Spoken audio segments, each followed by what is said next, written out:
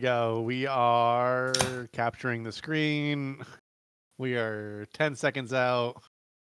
Let's just muscle through this and hope for the best. 4, 3, 2, 1. Here we go. Opener. Finally figured out what I needed to do. I needed to write the movie. So I decided to have my assistant Joy write it. With Joy around, there's no need for AI. Oh, this is plot. Character development. This is a storyline. Can we put that in the movie? Put what in the movie? A storyline. A storyline? Yeah, just steal it. Just put it in the storyline. Oh, yeah, okay. Just write it down. Make me look good. Okay. I can steal all things through Christ who strengthens me.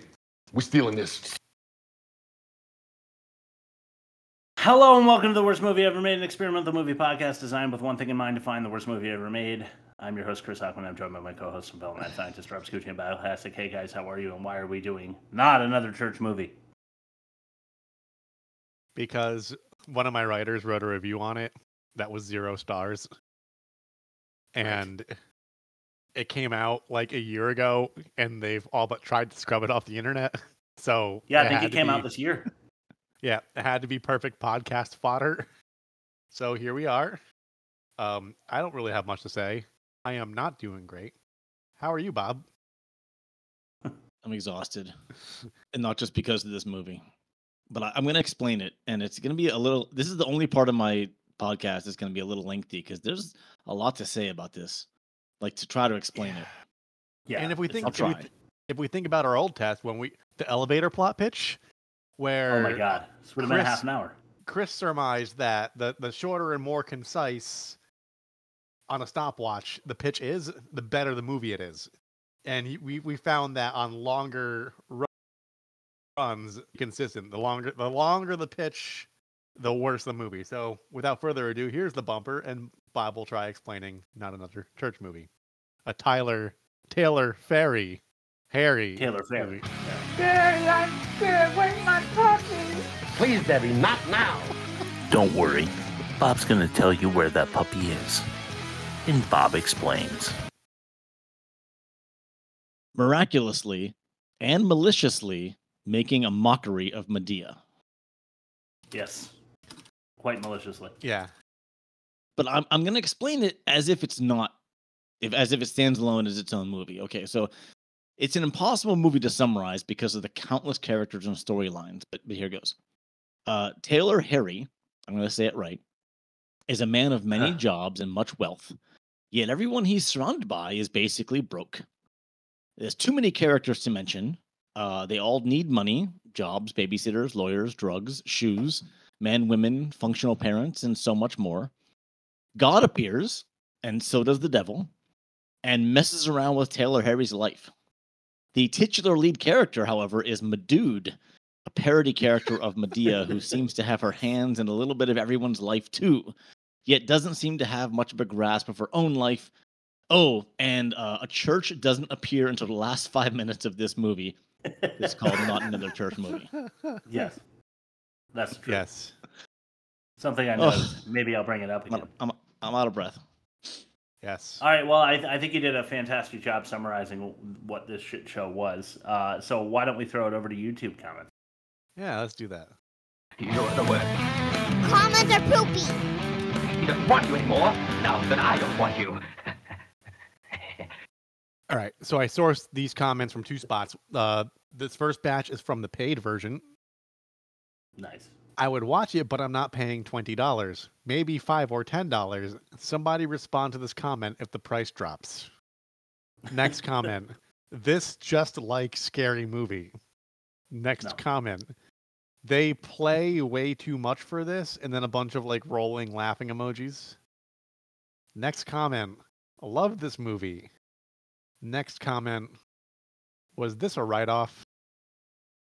And then here's from the official trailer, and I have a handful. The fact that this isn't a straight-to-Tubi movie is crazy. I know Cat Williams and Monique is somewhere dying of laughter, and then a bunch of laughing emojis with the tears. Oh, no. The fact that it's premiering in theaters and not on Netflix got me wanting to see it even more. The irony of a Tyler Perry parody movie. And then here's the doozy. I did not fact check this because I didn't want to disrupt fact or no fact. And I'm sorry, Bob, if any of this comes up in your later test. It won't. If people if people don't know the backstory, Johnny Mac, one of the writers, was playing ball one day in Venice Beach, and Jamie Foxx approached him and put him on the Jamie Foxx show because he thought he was funny. Eventually, Tyler Perry heard about him and invited him to come write for him.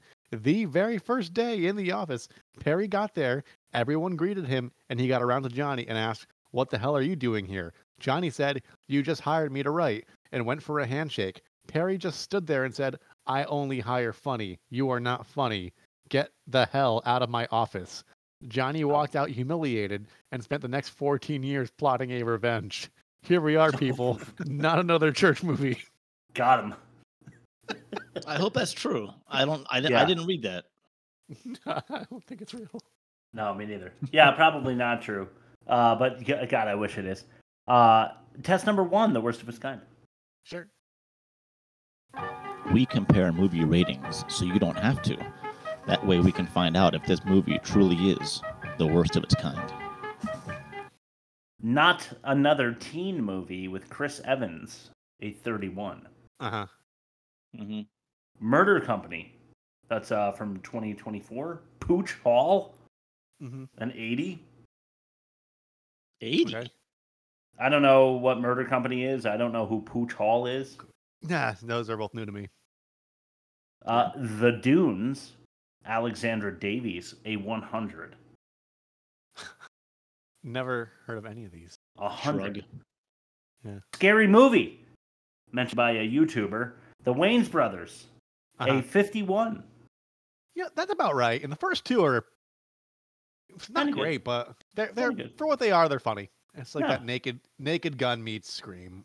Yeah, not the first to do it, but the first to do that, exactly. Yeah. And then Sharknado with Tara Reid and John Hurd. Where can they find that one, Rob?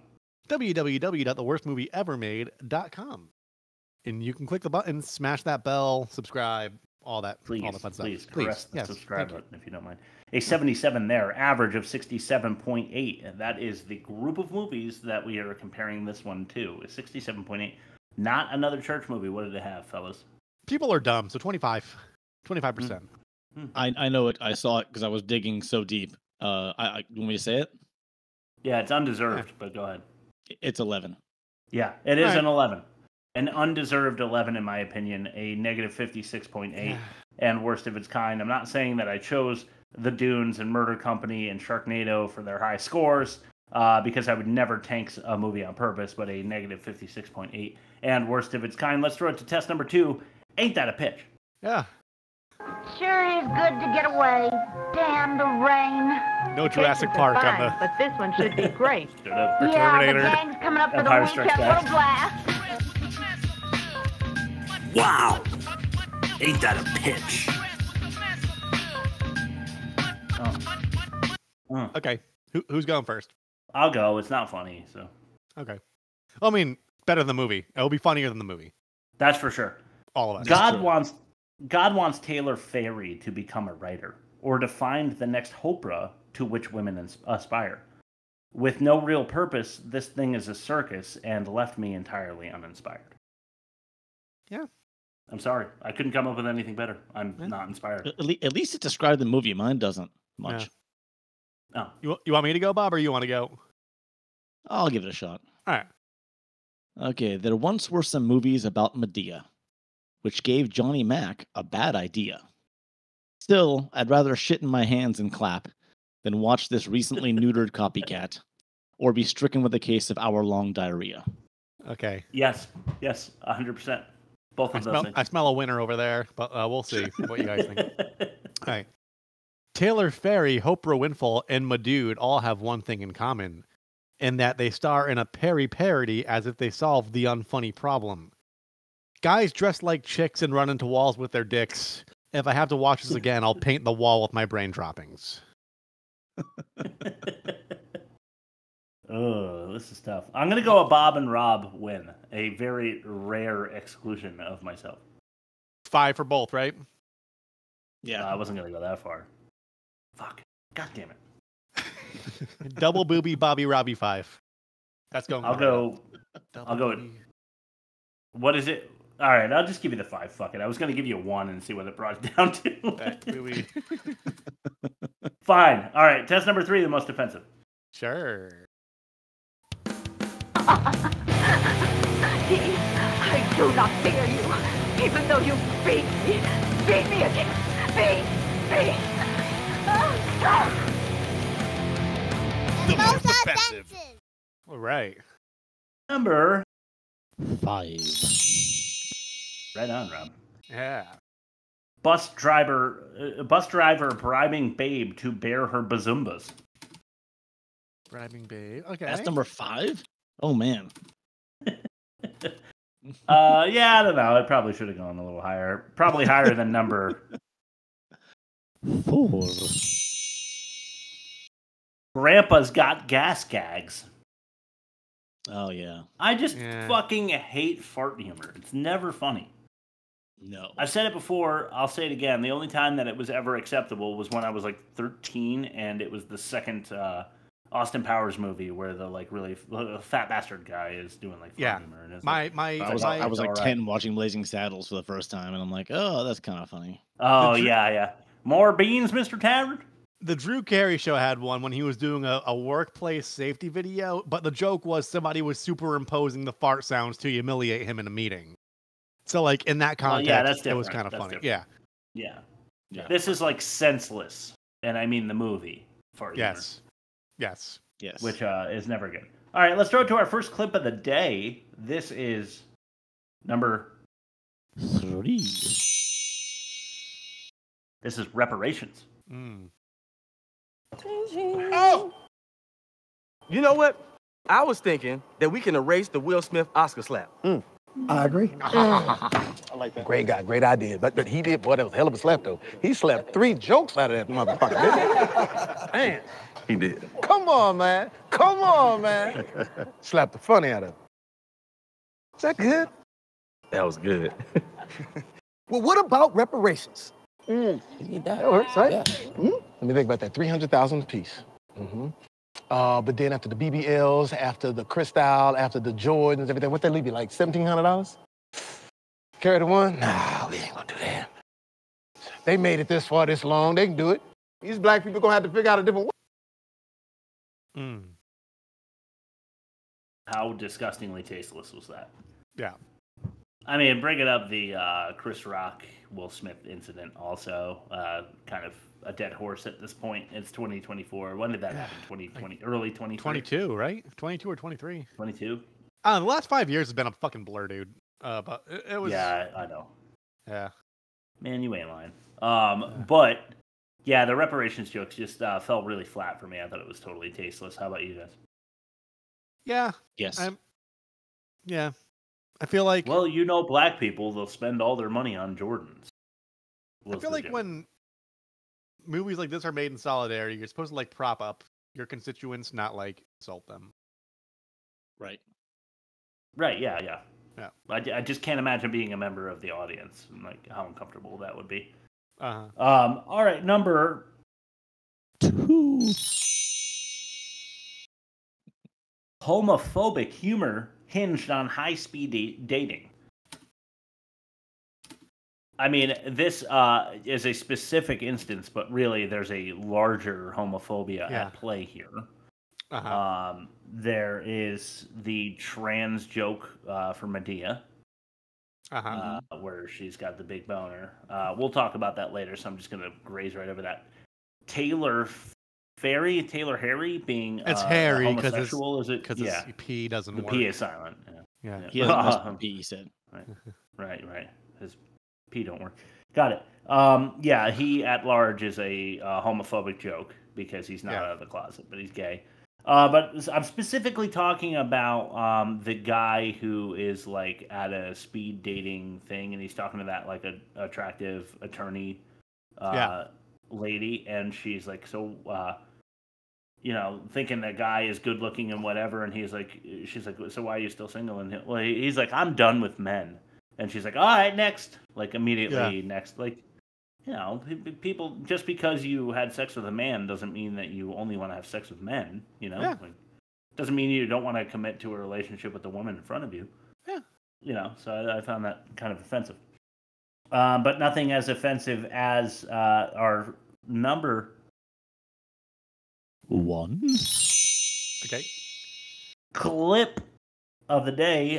This is Gina. Your Honor, I am so sorry to have troubled you this morning. Now, this is all can be just thrown away. You know, I'm going to tell you a little story about my cousin. Her name is Virginia. Now, you know, people always mispronounce her name, too. Like they mispronounce Judge L'Oreal. People might want to call you Judge Revlon or something. But, you know, they call her Vagina, but it's Virginia. V''Gina. It's Virginia. You can't even spell vagina. That's what you're trying to spell, vagina. Can't even spell it. But we damn sure can smell it. Y'all smell it? Y'all heard? That. Don't call me that. Boy, you ain't smelled vagina since 1932. How you doing, Your Honor? You okay? What was wrong with that? I'm sorry. Did you think I glitched there? That is the movie at large. Entirely unfunny, offensive, unfunny, a waste of your fucking time. Watch our episode on YouTube. Do not watch this movie. It is a fucking shit show. I hated every second of it. I would rather watch Manos. All right, let's throw it to your ad read, Rob. Yeah, sure. Hi, Billy Mays here for Mighty Putty. Hi, Billy Mays here for Mighty Mendit. Hi, Billy Mays here for Mighty Shine. Hi, Billy Mays here with Sorbies. Hi, Billy Mays here with the Awesome Auger.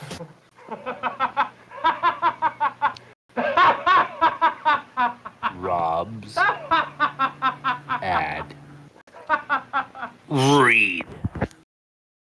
Today's episode of The Worst Movie Ever Made is brought to you by the Glizzy Bustin' Blister Pack by Hot Dogs at 3 a.m. The gel capsule with the glizzy aftertaste with an alarming lack of fiber that can be found at Walgreens, CVS, Rite Aid, and Devon, Connecticut.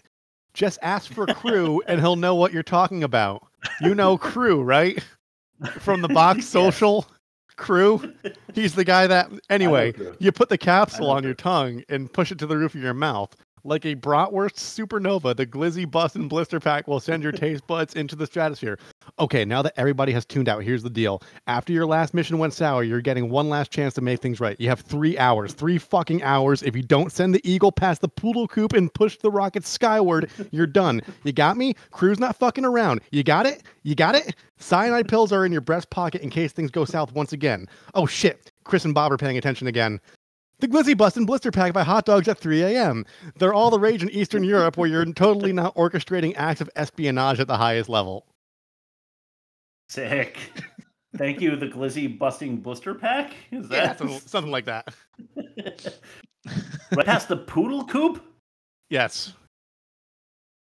Love a poodle it's coop. code. Who doesn't want a poodle Yeah, coop? you have till midnight to find the Jade Monkey, and then further instructions await you. Yes. Oh, okay. Well, see, I'm entirely too literal, so I was picturing a coop like in your backyard full of like poodle hens. I mean, it might be. It might be metaphorical, might be literal, might be both. Big strutting poodle cock. Maybe the poodle coop is the friends we made along the way. We don't know. Well, you guys are my poodle coop. For sure. Oh, okay. Let's start to test number 4, the worst dialogue. The woman is all we want. The others must die.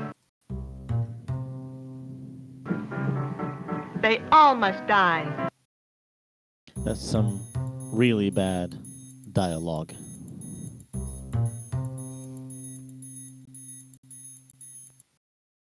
Well, you may be aware, this is 5 clips. I hope you get ready for that. This is 5 clips from this piece of shit movie. Yes. 5 to 1 in descending order. The number 1 is the worst dialogue of this movie. Get your asses in your seats, strap in, grab ankles, kiss your ass goodbye, whatever I'm going for Twister. Bob's favorite movie. All right. Number 5. This is Niagara.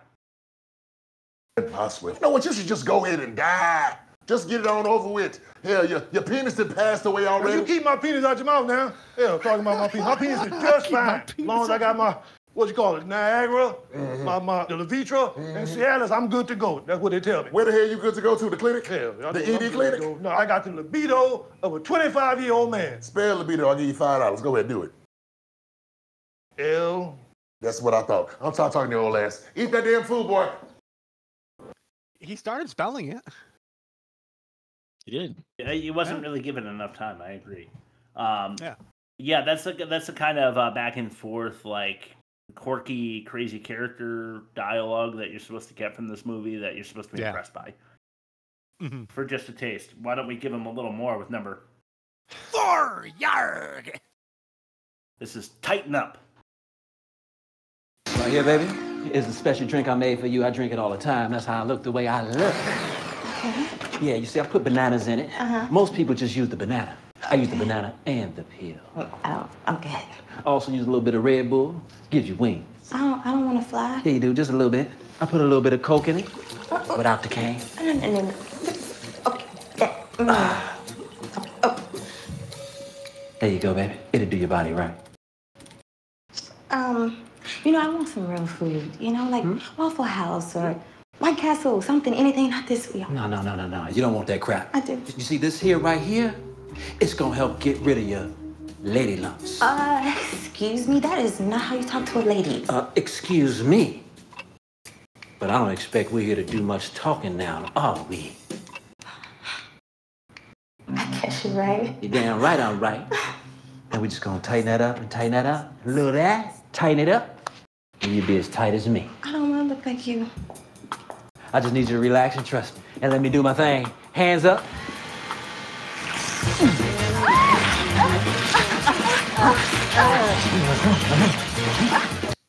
For our specifically listening audience, he has an 8-pack of abs painted on with like marker on his tummy.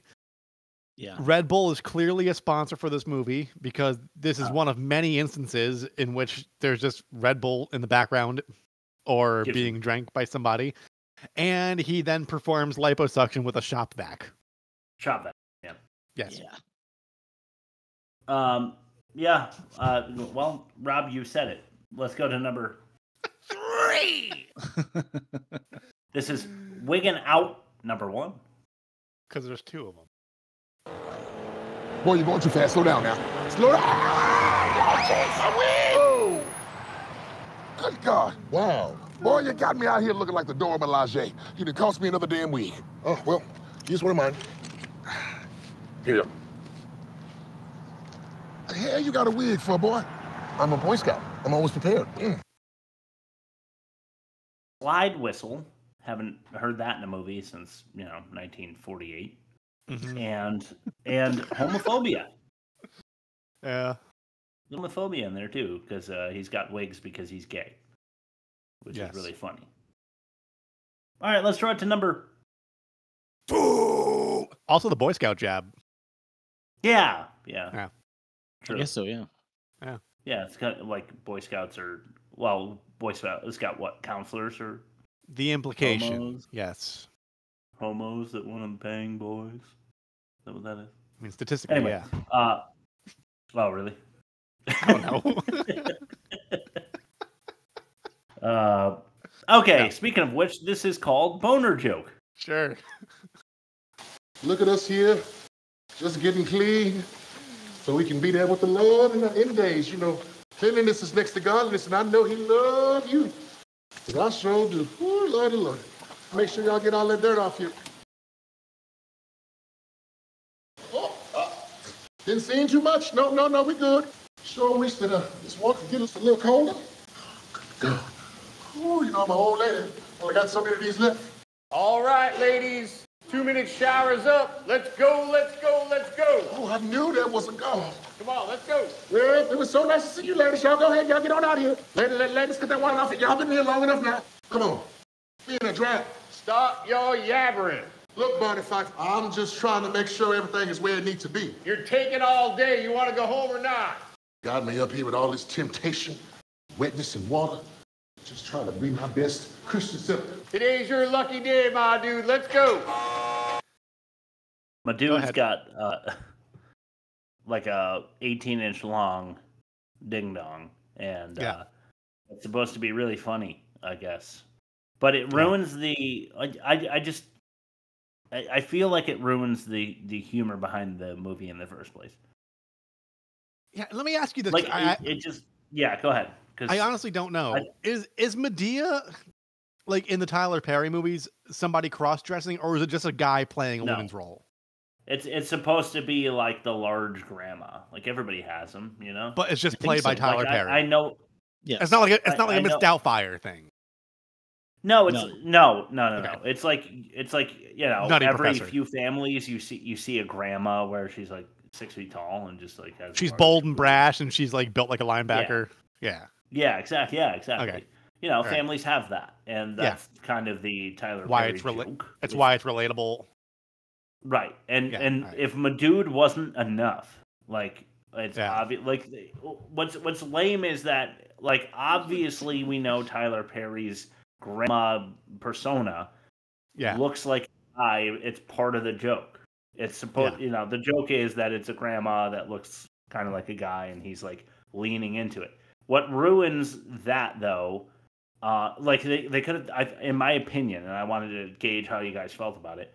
It ruins the entire movie putting a boner on this person because when they out Madude, first of all, naming Madea Madude already kind of ruins it, but giving her a boner makes it like the joke in the first place was that it was a subtle nod at that, like this type of person kind of looks like a guy, like a dude, and that's kind of funny to say it without saying it. Yeah. But then just to trample on it, and then further with Madude, you're trampling on it. But to further, the only thing that I'll say is it's consistent with how confusing this movie is, because when that happened, I'm like, is that supposed to be part of the story? Because nothing has been like they introduce stuff and then it just goes away. Introduce stuff, it goes away. Like the attorney character, she was introduced, reintroduced, and then she went away. Like it never mattered. It was consistent with how insane this movie was, and not in a funny way. Well, can I tell you, I'm very, very happy because my one goal, which was to get you guys both to critically analyze Not Another Church Movie, has been successfully accomplished. Well, this is more than I could have ever asked for. Well, it sounds like we all agree. All right, so let's throw it then to our worst dialogue clip of the day. This is number 1, Daddy.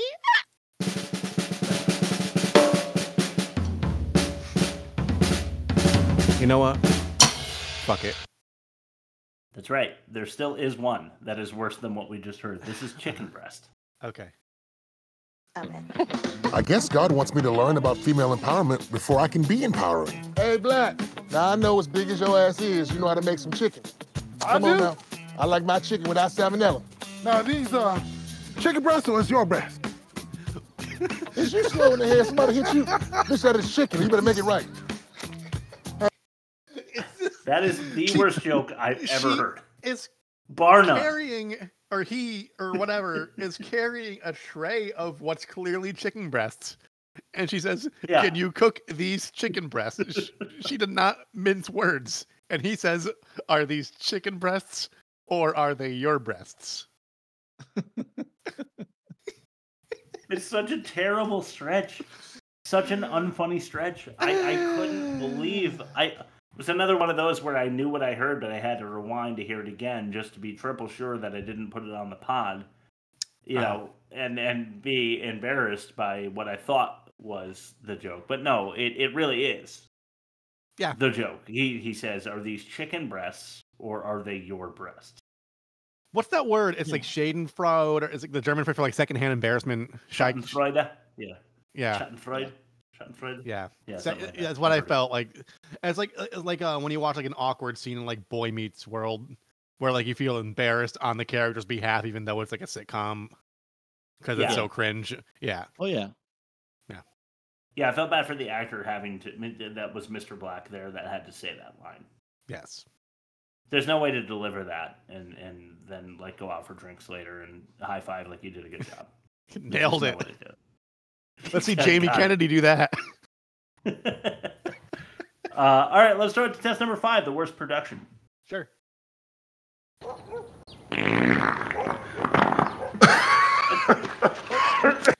Sorry.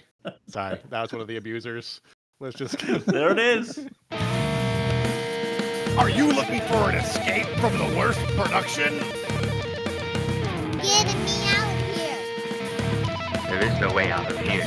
It will be dark soon. There is no way out of here. All right. So the worst production tagline is making fun of comedy. Yeah. Like that's it seems like a, what do we call that?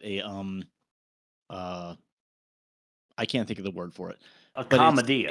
Like a paradox almost. Yeah. So Yeah, if you're right, making a parody comedy of a movie that are already comedies, that's got to be tricky. Like you're trying to make fun of something that's already fun or supposed to be. Yeah. Parody works best when it's riffing on a genre, like turning it from whatever source material is, making fun of the genre. You know, like Airplane was disaster movies, and Scary Movie was horror movies, and yeah, I'm Gonna Get You Sucker was blaxploitation.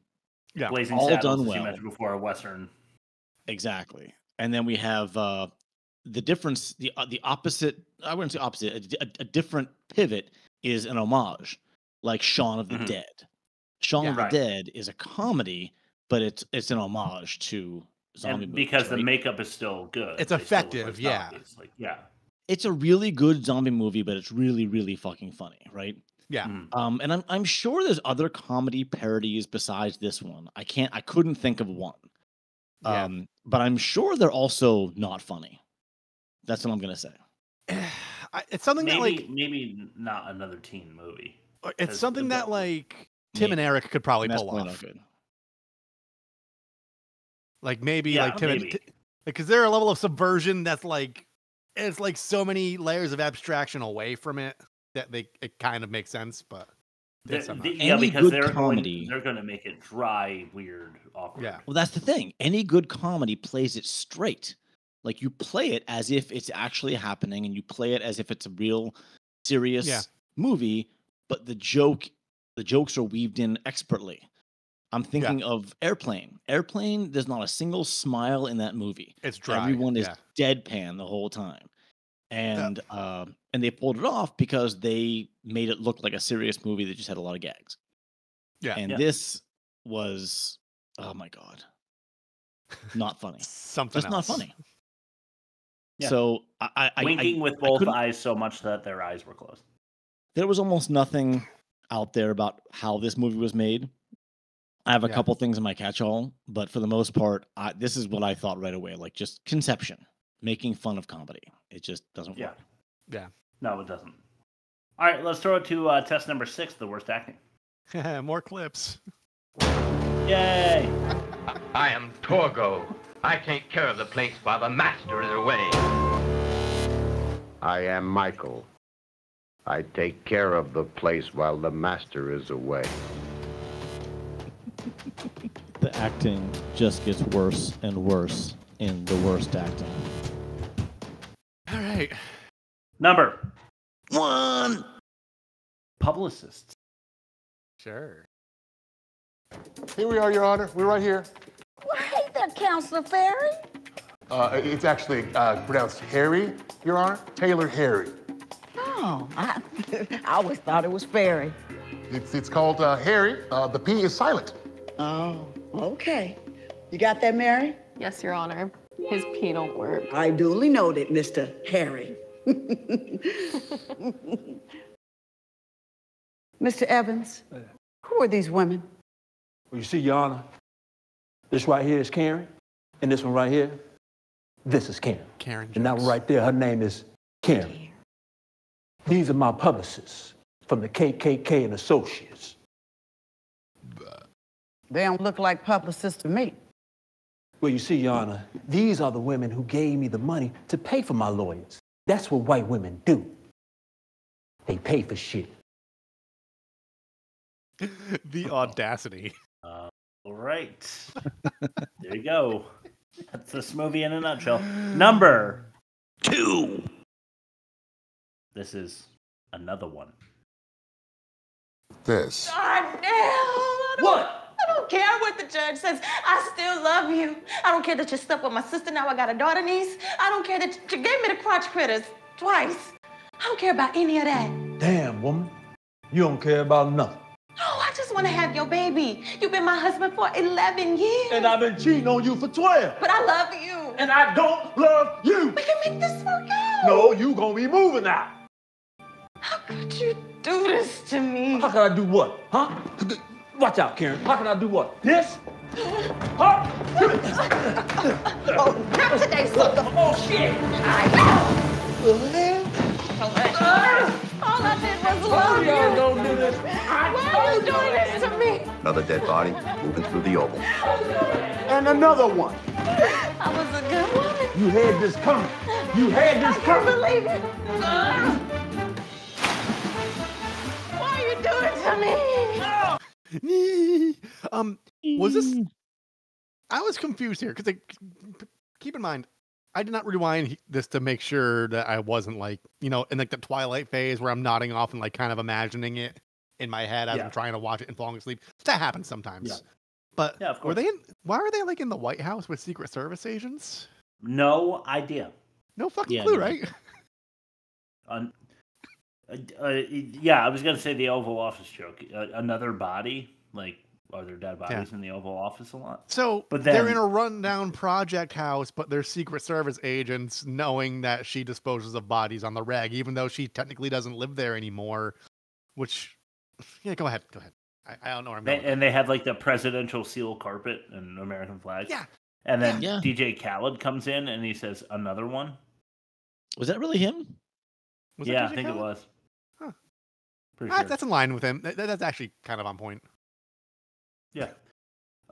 So there's that. All right, let's throw it to number 3.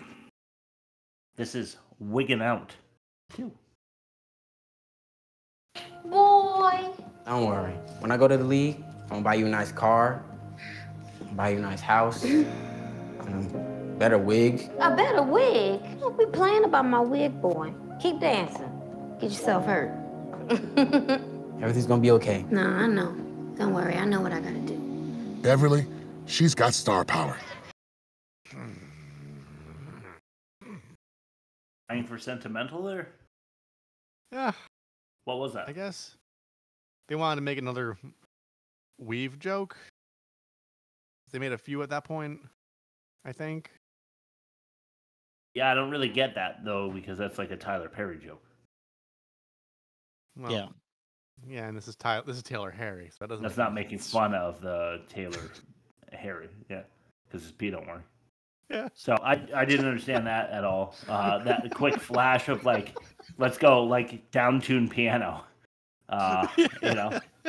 Yeah. I didn't really understand that at all. Yeah. All right, let's throw it to fact or no fact. Sure. Pull the car over before my dude goes to jail. Oh, sorry, factor. Oh God.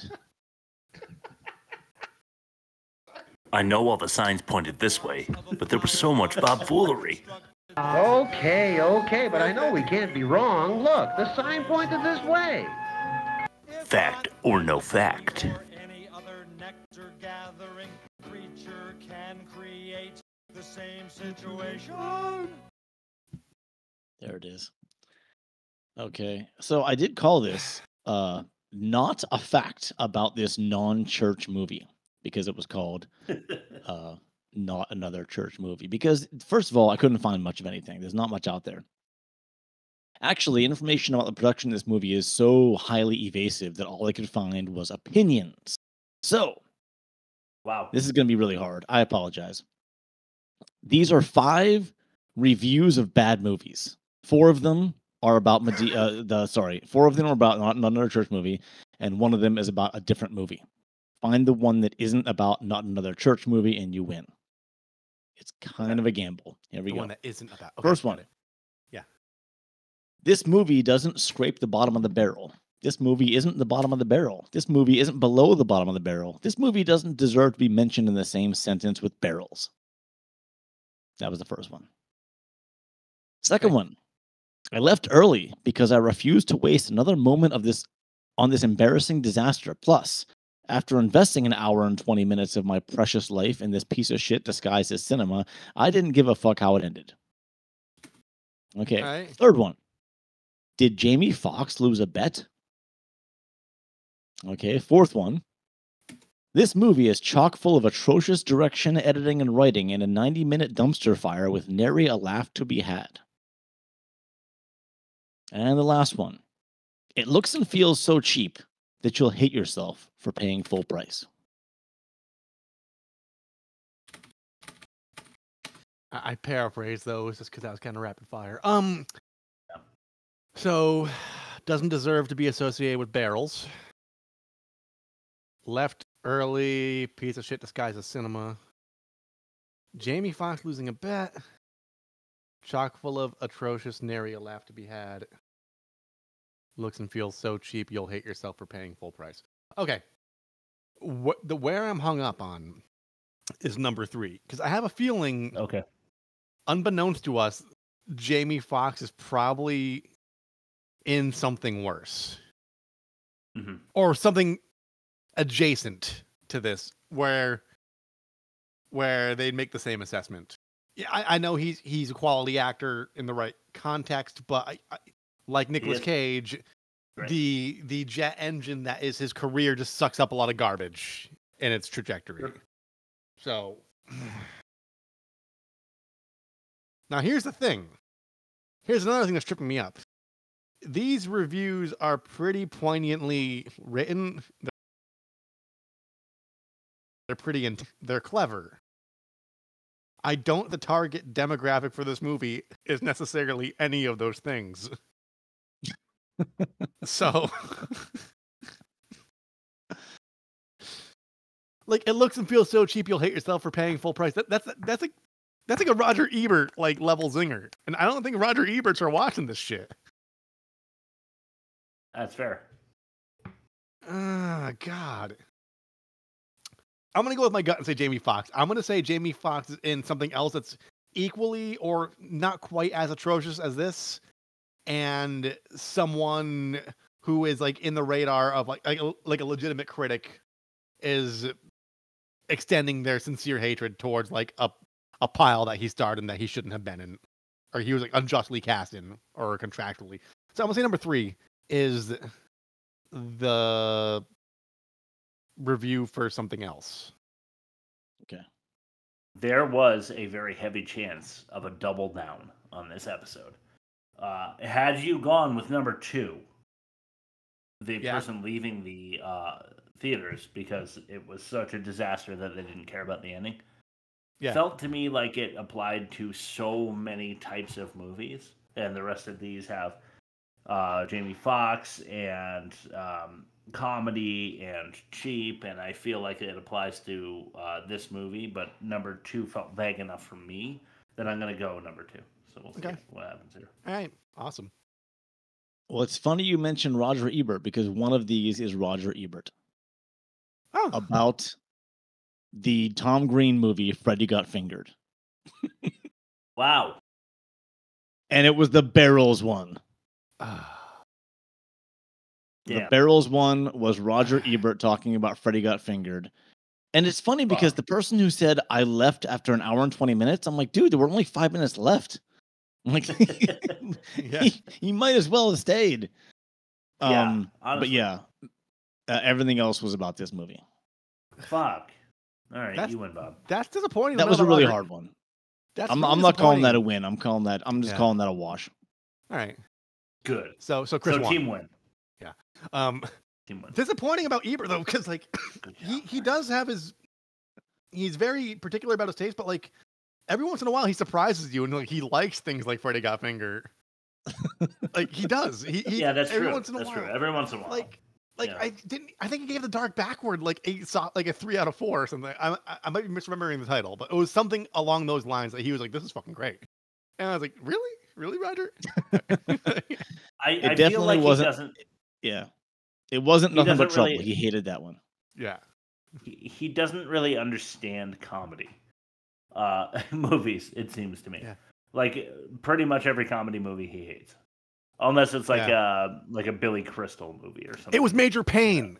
He gave Major Payne 3 out of 4 stars. Oh no, Really? Yeah, because he was just like, his whole thing was like, for a movie this stupid, he had to lean into the bit, and he leaned into the bit, and he appreciated it for that reason.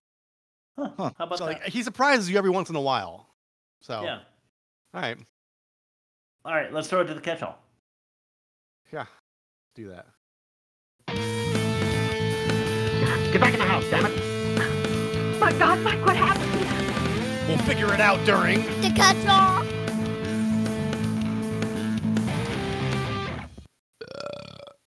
Excuse me. The $75 tiny pizza joke. In the beginning. Because Uber's expensive. Yeah, that's great. Yeah. Yeah. All right, go ahead, Bob. I just wanted to say at the beginning, I feel very unprepared because I don't know what they're lampooning. I've never seen anything Tyler Perry. I've only seen him interviewed, and that's the extent of it. So I feel unprepared to even talk about this movie, but we're doing it anyway. All right, was that your turn? Yeah. Okay, my turn. All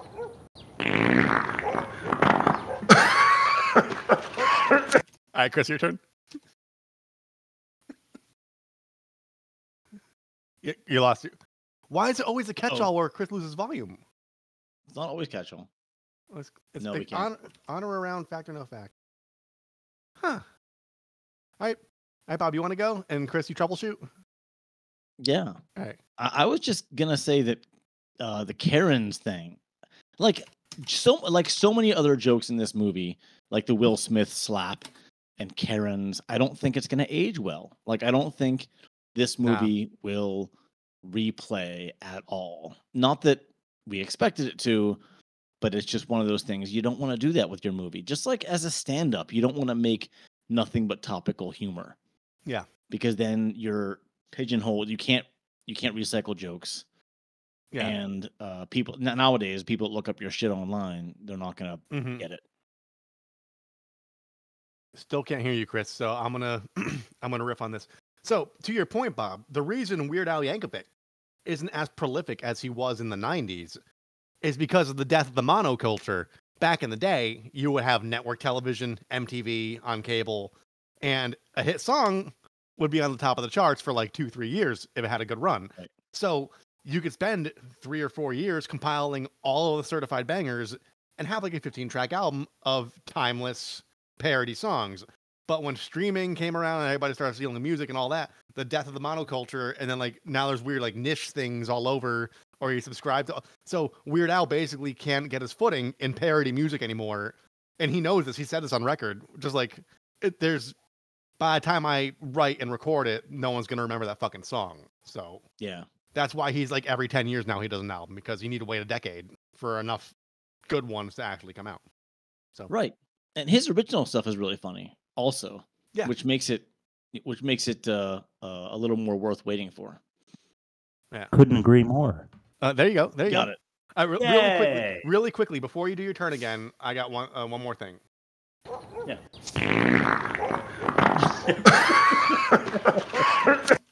All right, go ahead. That, by the way, is not laughing in the movie. That's the grandpa coughing. Yeah.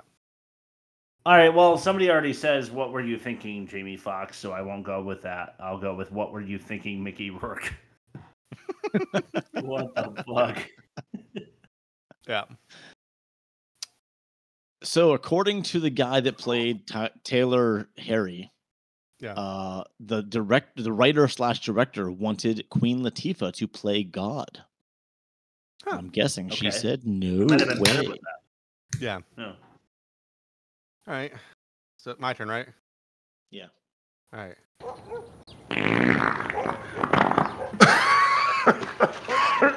All right, go ahead, Chris.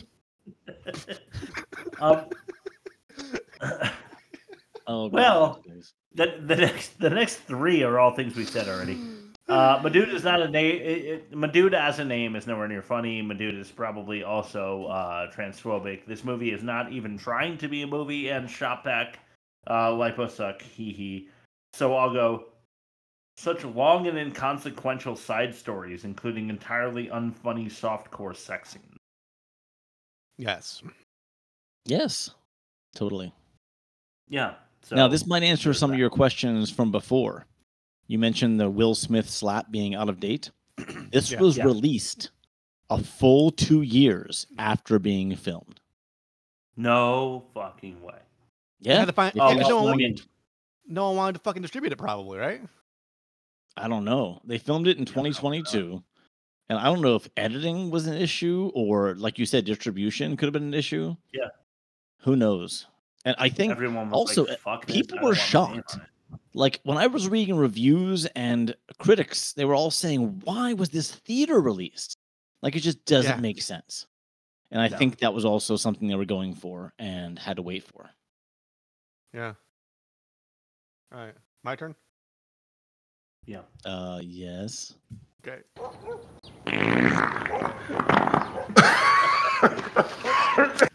Hi, go ahead, Chris. Okay. Awful Fire CGI. Also, the Mr. Black shirt took literally no damage from being on fire. Yeah. True. All right. Okay. My last little thing I found out from the my research. The director of photography had a meltdown with the first assistant director on the last day before wrapping and fired him in front of everyone. Sounds about right. Okay. Yeah. That's my last research that I found. Okay. I'm already laughing in anticipation. Go ahead, Rob.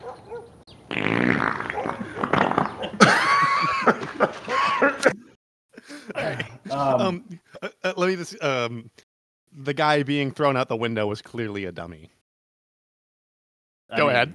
Yes, very clear. We know this. Like all that style, like SNL, Mad TV style dummy. Yeah. Did they give up on the Empower Women plot, or was that resolved somehow? No, Oprah Windfall got her screenplay. So, she was gonna pass the torch on to the next generation of women empowering people, and I think Taylor Harry was the one who was gonna take the torch to empower women. He wrote a screenplay, and somehow that means Madude takes over for Oprah. Dude. Yeah, that's what I felt like they set up, but they should have literally handed Madude a torch then. They set up nothing. Don't give it. You're all giving it too much credit. They set up nothing. Well, that's what I'm scrutinizing as we speak. Go ahead, Bob. If you're in court for divorce, if you're at that point in the divorce proceedings, you're in court. You've been through some shit, and you're not about to back down and reconsider. Oh yeah, there's discovery, financial records. You're probably already paying time for backing out. At that point, you're done. You're cooked. And she's like, "Oh, baby, you've done the therapy." Yeah. You've done the couple therapy, but at this point, you've hired attorneys to split up your assets. Yeah, it's a technicality at this point. Just let's get through it and be done. Yeah. Like in the movie Twister, where sorry. I thought you were. Bob's gonna love that fart after I said the movie Twister, but Rob, how you said it's a divorce movie, and they have the papers with all the little red tags where you sign. A nice detail on all the paperwork. Yeah, and Helen Hunt hadn't signed all of the spots because she didn't want to get divorced. Yeah, he shows up and he's like. It's for been him, going it's on, going through the motions, but it's for been her, going on for going months. Through emotions, Yeah, exactly. So. That's why Twister is such a great film. Yeah, I know. Film. Yes, it's a film. You start out with the Twister of those two. Film. The emotional whirlwind that was made by the film's auteur. If you will, the cold front that is Bill Paxton's uncaring divorce paperwork. And the hot, emotional Helen Hunt not wanting to sign the papers, if you will. And from there, the movie takes off. The cyclone was in their hearts. The cyclone, yeah, exactly. And brought to you by Pepsi. Yeah. It's just so well done. Yes. So well done. Yeah, it's weird that they didn't scrape up a single Coke can for their experiment, isn't it? They were probably eating near a Yum Brands establishment. They only serve Pepsi. True. Rob, did you want to go again, or was one fart enough? Let's see. 1, 2, 3, 4, 5. 6. I already got like 8 edits alone just for the farts. Oh, let's just, we're just gonna do it again.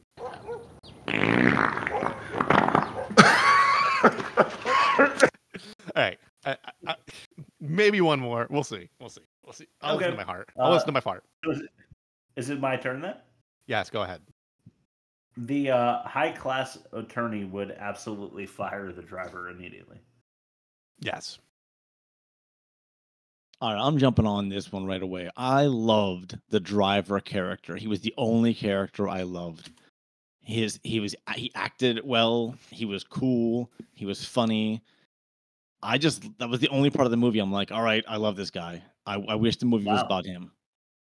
Yeah. I just wish they didn't belabor the I wish they didn't belabor the door opening and closing joke. Because that took it away from his character a little bit. It made him cooler, in my opinion. It made him just so much cooler because he was like, close the door yeah, this is me. That's what he was saying. This is me. I liked it. Take it or I thought leave it. that character should be in a different movie because it was that he did such a good job with that. I thought he almost didn't belong in this movie as the actor because he was so good.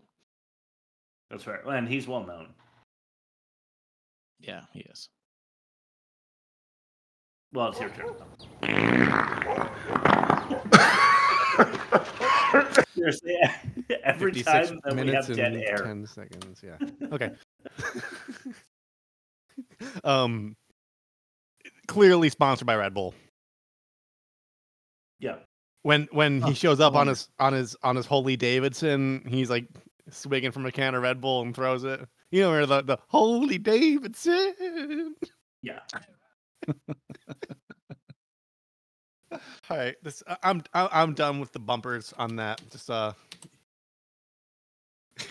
got everything I wanted out of this episode that I could ever possibly have imagined. So I'm just gonna turn it over to you. Okay, I wrote "Show me your nipples" because that happens a lot in this movie. But an extra posing as a striker looks directly at the camera. Oh, I missed that. Yeah. Yeah, which is something that should never happen. So nice. Go ahead, Bob. Nice. I missed that. But at the same time, I think I was kind of expecting that, so I didn't notice it. Yeah, because this was so poorly made. Yeah. I'm gonna say chicken and check cashing don't go together. But chicken and waffles didn't either. And look what that did. What about Jones barbecue and foot massage? Jones barbecue and foot massage. I honestly thought chicken and check cashing was like the best joke in the movie, so I didn't include it because I didn't want to give them any credit. Actually, pretty funny. It wasn't bad. Yeah. All right. I realize I've done the fart clip 9 times, so I'm just gonna round it out for 10. Okay. In for a penny, in for a dime, right? Okay.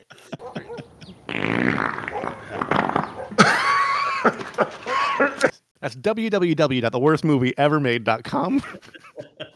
If you want to see all of these edits where I play the same clip over and over again on the YouTube version, just click the YouTube button, smash that bell, hit that subscribe button, and shoot us an email. Let us know what you think about this episode. www.theworstmovieevermade.com. Go ahead, Chris. Please gently caress that pink sort of red button that says subscribe if you don't mind. I'm so happy. The attorney who is being driven around by the driver says, how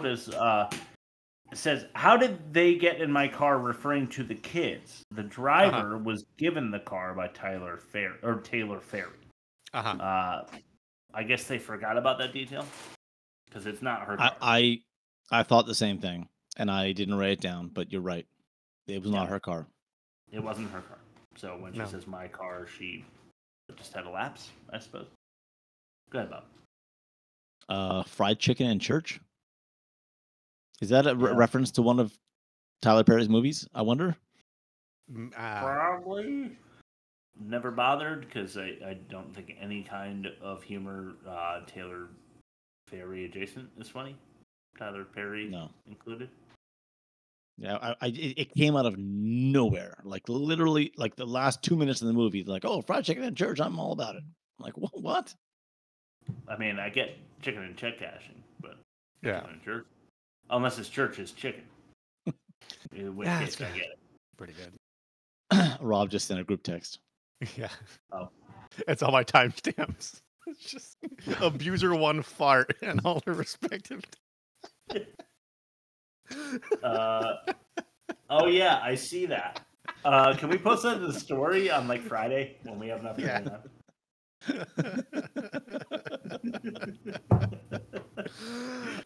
You guys just keep going. Yeah. I've got everything I needed. So I only have one left. Okay. I have like 7 or 9. Deadbeat Daddy Dead was said about 3 or 4 times. You know when someone delivers a joke and everyone hears him, but he repeats it anyway because he feels like he wasn't given enough credit for the joke? I know you're baiting me to play the fart button again, and I'm not doing it.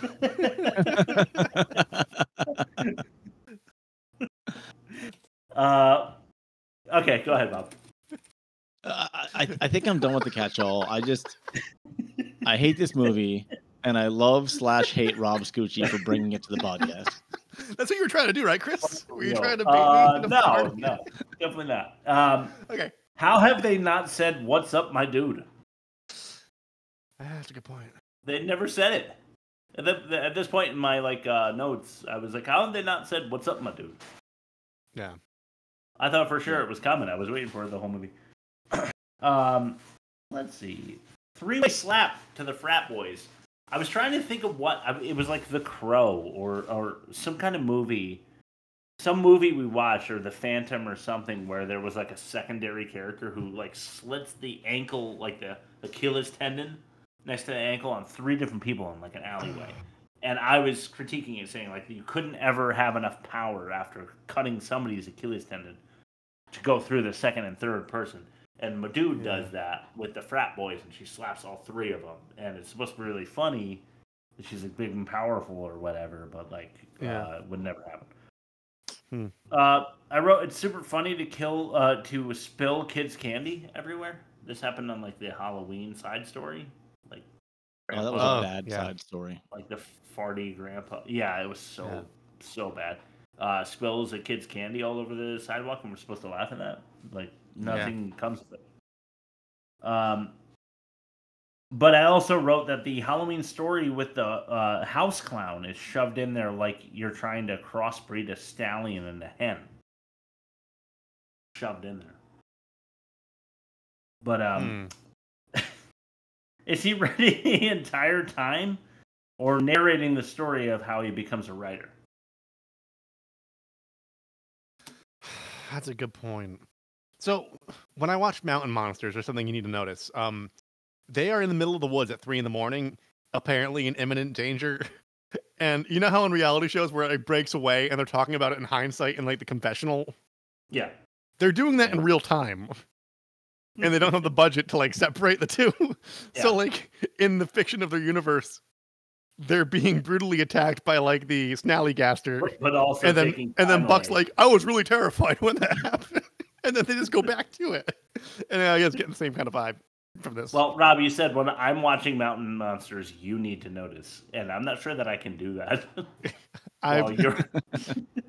So you know how Zoomers, as we call them, they've coined the term brain rot.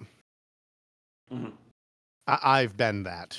I've been done brain rotted. Oh, okay. Yeah.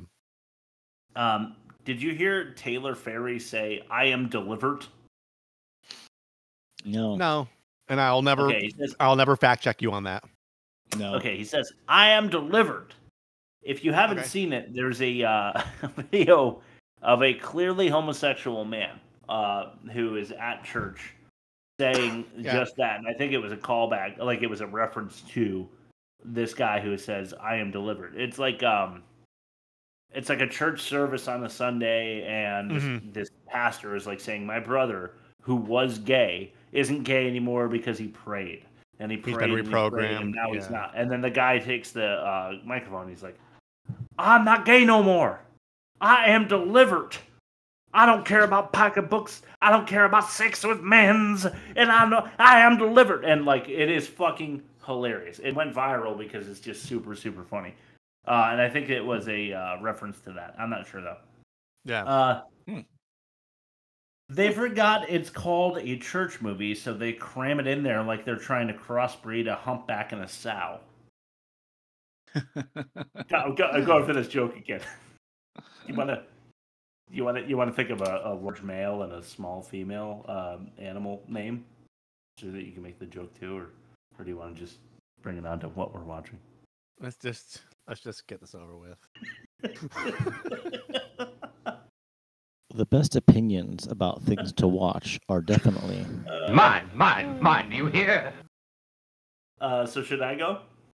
Yeah, well, let's keep going round robin.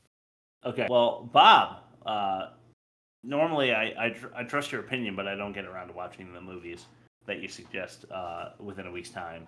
However, my first entrant into this little tournament here is In the Heat of the Night.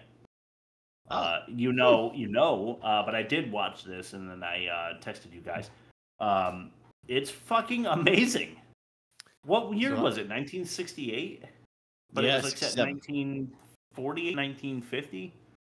I don't know what year. No, it was I gotta supposed watch to be set it. in God because, damn it. You know how like the Deep South time period thing is kind of difficult to know. Like I don't exactly know what year it was supposed to have been set in. Like I felt like the late 40s, early 50s. You could pinpoint it on the size of the hats. It was definitely post-war, so you'd have to say I want to say it was it had to be around the time it came out. The Deep South wasn't all that far from being segregated in the 60s. I just didn't want to. I think you're right, but I didn't want to assume that's true because You don't want to believe it, but I think it's true. Like, just based on the cars, based on the bones, it seemed like a 60s setting. Yeah, it did. But so the relationship between the homicide detective expert, who is a black man in the South, and the chief of police, who is a racist man himself, ready to book him for murder until he realizes otherwise. I thought that it was so realistic because it was done so well. Yeah, they respect each other, but they don't just get over their like stark opinions of one another overnight.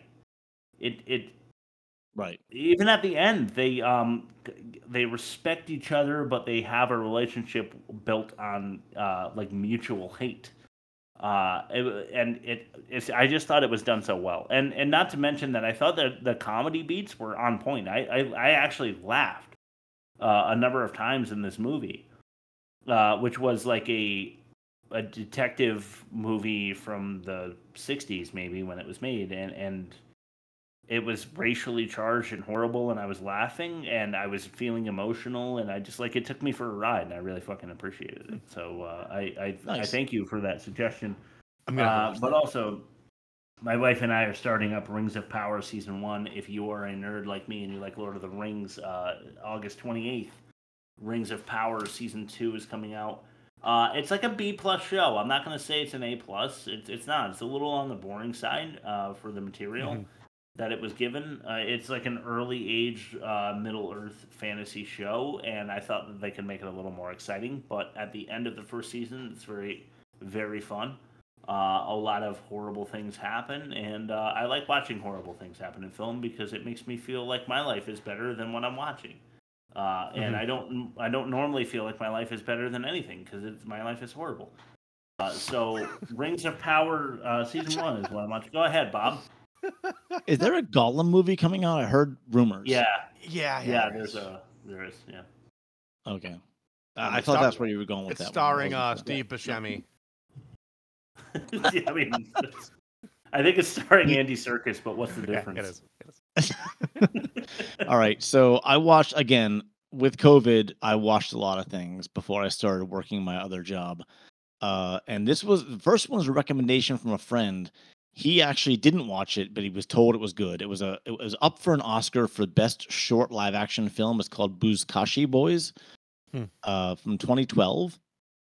It was a story of two boys in Afghanistan, and it was filmed in Afghanistan. Like knowing the story of the production, it was endlessly impressive because I guess they had a really, really, really hard time getting the space and the permissions and all that other stuff because most of it is just real life. But still, it's quite a story to tell in barely 30 minutes. I want to say it's 30 minutes long. It's on YouTube. I loved it. The child actors completely nailed it. It's just about the relationship of two kids in Afghanistan and a boy and his father. And like I said, it's a short. So it's spelled Buzkashi, Buzkashi. It's easy to find. And then I've been digging through the Best Picture nominees over the last 20 years, and I came across American Sniper. Yeah, I've seen it. 2014. That's Cooper, right? Only because it was directed by Clint Eastwood, and I really respect his work. Yeah, Bradley Cooper is the star. It was up for a Best Picture, undeserved in my opinion. Agreed. I would not say Best Picture nominee. No. Clint Eastwood handled this, though, in a magnificent way. I thought the conflict that occurred within oneself when thinking about war and combat is kind of expertly balanced in this film. Like, if you make it all the way through. The acting was really good. The story didn't drag, which was nice. The character development wasn't, like, obvious at first. Like, I felt like everything was kind of flat, and it kind of snuck up on me at the end. It was kind of perfect. So if you made me watch a military movie about a military assassin, this is the only one I would say I'd like. All right. You know, okay. I'm not gonna like almost anything else military based, but it was good. Clint Eastwood is a good director. Yeah. I'm gonna say it. Yeah. Yeah, he is. I'll give you that. I'm not sure that I love him as a person. He was great in Gran Torino, as far as like the later in career stuff. I love that. Yeah, when he's talking to that little kid, and he's like, "I gotta go. I'll see you later, pussy cake." I'm pretty sure though that Jim Carrey modeled Fire Marshal Bill after his Probably. face. Yeah, so that's true. All right. All right. So didn't do a lot of movies, but I've been plowing through Kids in the Hall again. Yes. Because it's up there for its era. It is the best sketch comedy you will ever watch. Because it's not like SNL where it's sketch comedy by committee, where you have like a whole staff of writers and actors and a revolving door over decades. It is five dudes in a comedy troupe trying to be as funny as possible, and it shows. The modern analog would be I Think You Should Leave. I think if you want to compare, like as far as going into like absurd and surreal territory, there's some really weird avant-garde shit in Kids in the Hall, like the sausages skit, like the series finale that's shot in black and white. Where you got the These Are the Daves I Know, but These Are the Daves I Know. These Are the Daves I know. Hall, yeah. That's Bruce McCullough, and those are the Daves he knows. Yeah, those are the Daves he knows. Oh, yeah. I don't know him very show. well. Kids in the Hall is my favorite. I grew up with that. That was like my SNL. I mean, I had my own SNL.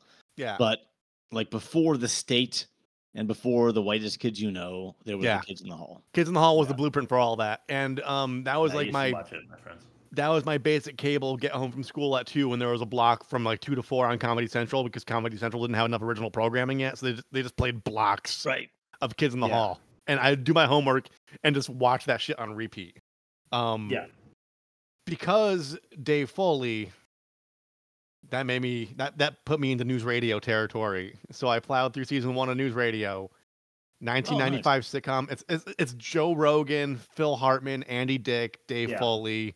Phil Hartman, the guy who it's so fucking good, dude. It's so fucking funny. It's not bad. It's not bad. If you're a Phil Hartman fan, it's like gold. I like Phil Hartman because he's like a live action cartoon character. He's basically just doing the Troy McClure thing, and it's so fucking funny. McClure, yes. Yeah, it's that voice. It's that sultry audible chocolate on the airwaves. Deep Casey. That's right. And then Lost Souls with Winona Ryder, year 2000.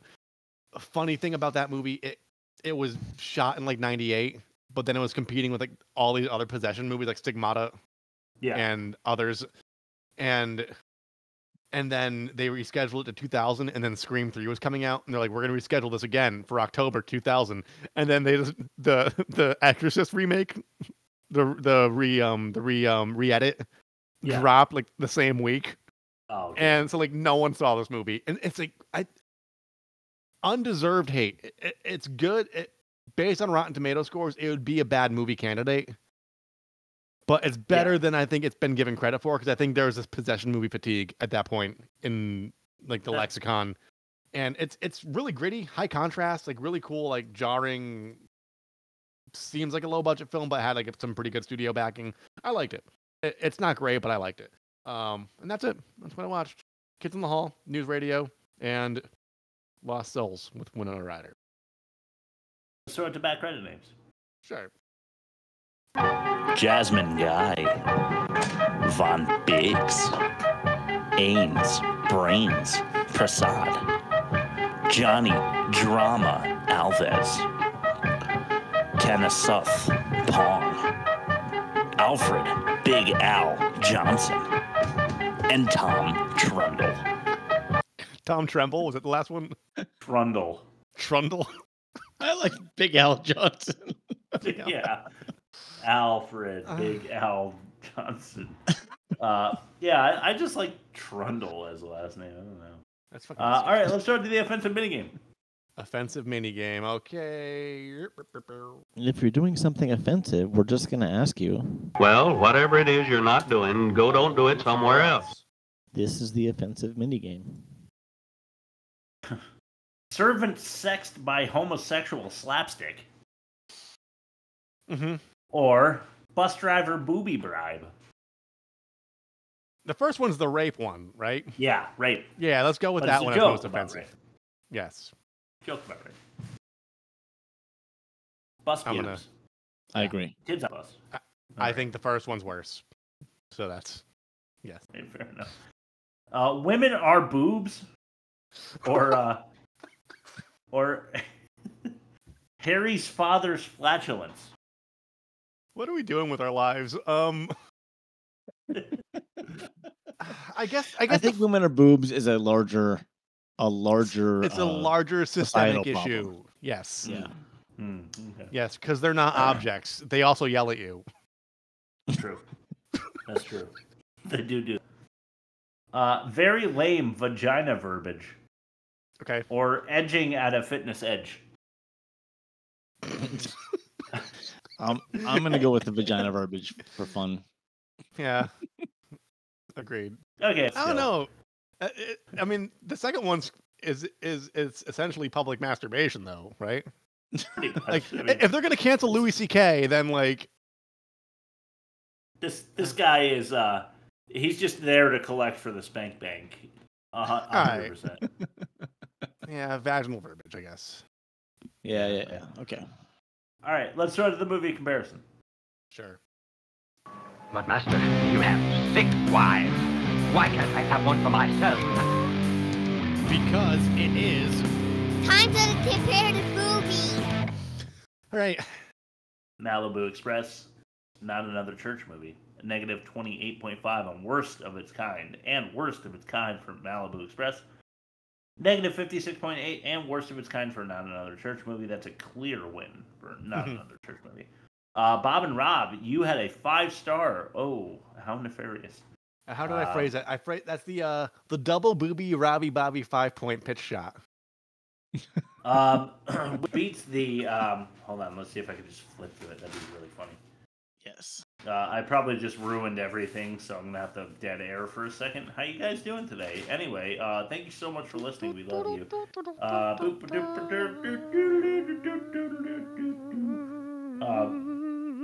Team that's compared to Malibu Express's team 4-star Team Titty Witty Booby win.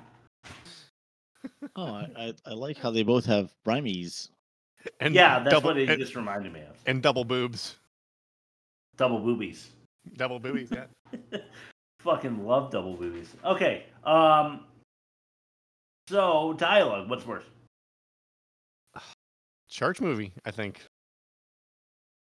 I think so too. Because Malibu wasn't like an in-your-face comedy. It was meant to be like kind of like a little detective noir, like like neo noir type of thing.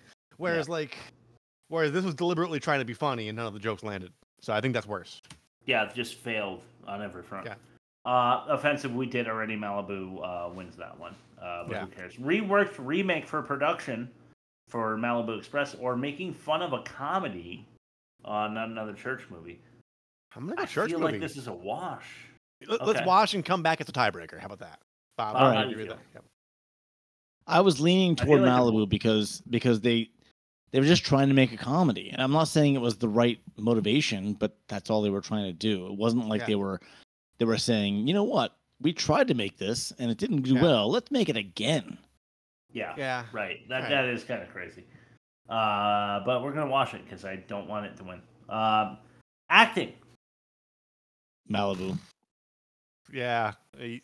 I feel like the actors in Tyler Perry's movie did what they were asked to do. Yeah, I think you can't really fault Jamie Foxx's acting chops, but like he was also cringy because I think he was told to be cringy. They all felt like studio drummers to me. Yeah, and like they had to play like a Ringo Starr. They knew the beats. The chart was put in front of them. They just read it and they took the paycheck and went home. Yeah. So that's what it felt like. You can't fault them for that. It's just commerce, baby.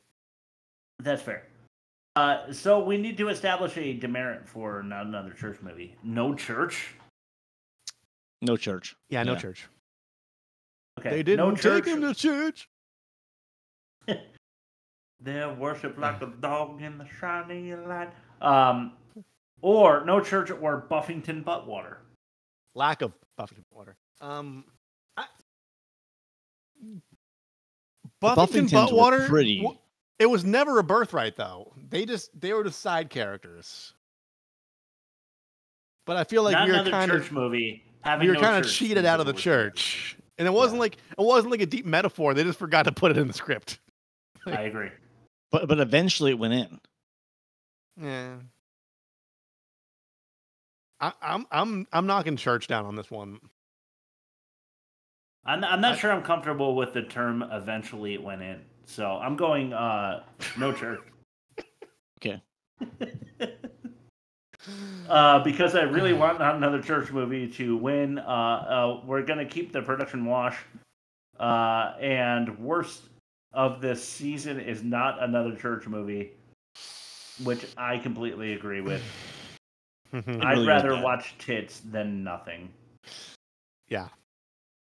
So now we're going to do our live looking at what won the poll for this week. Because I actually have this movie. If this movie goes the distance, I have to watch it again for clips. I hate you, Rob. Success. wait, while you're looking at the live and live looking, 1 second. 1 second. Where did it go? I don't have it anymore. Where did it go? Oh no. Thank you. Love it. I like dongs. All right, go ahead.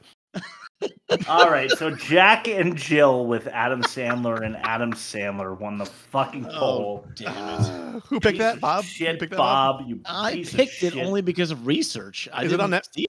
Is it on Netflix? I'll watch it tonight. And I'll text you at 4 a.m. No right idea. before your shift and ruin your sleep, disturb your slumber. Oh. I hate everything. All right, we done here? Yeah, so Rob, why don't you plug us and give us your last word? I have a guess. For what? What Bob's last word is. All right. Yeah, I already wrote it down, so I will dispense with my pen so that you can see it yourself. You're doing the Johnny Carson like envelope bit right now. Yeah, this is like the $5,000 word on Match Game 75. So okay, go ahead. All right, www.theworstmovieevermade.com. There's things you can click. The things you click will take you to Spotify, Google Play, Apple Podcasts, Instagram, TikTok, YouTube, email. We're on all the things. If you click them and you subscribe to them and follow them and engage with them, we do polls. Bob posts trailers. The polls, as you can plainly see, have put us in this miserable position of having to review not another church movie, a parody of a Tyler Perry movie That's all I got. The wind has been taken out of my sails, but I've gotten everything I wanted, I could ever possibly dreamed up out of this episode. So thank you guys for listening. And yeah, that's it. Bob, what are your last words? Or did you want to? My last word, I think, has to be.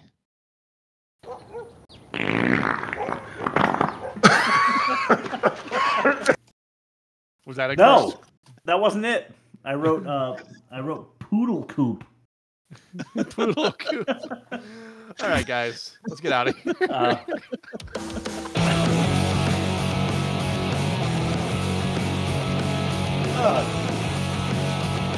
What a week. It's only Tuesday. All right, so I just need to say it while we're winding down. I said that I couldn't believe they didn't say, "What's up, my dude?" So I gotta say it was a Tyler Parody, because we danced around it the entire movie episode, but we didn't say a Tyler Parody. I'll put that in the write-up. Oh, Jack and what? Jack and Jill is on Tubi. It's on Tubi. All right, everybody. Wait, never mind. It says unavailable. Shit. Oh, it's probably It on used to be Netflix, on right? Tubi. Because doesn't Sandler have like that big deal? Yeah, with it's Netflix? probably on Netflix. Well, really quick, let's get Jelly School out of here. Bye, Jelly School. Okay, bye, Jelly School. Hey, so guys, watch Jack and Jill and report back, and we'll report back next week with our thoughts. How's that sound? Sounds great. All right, cool.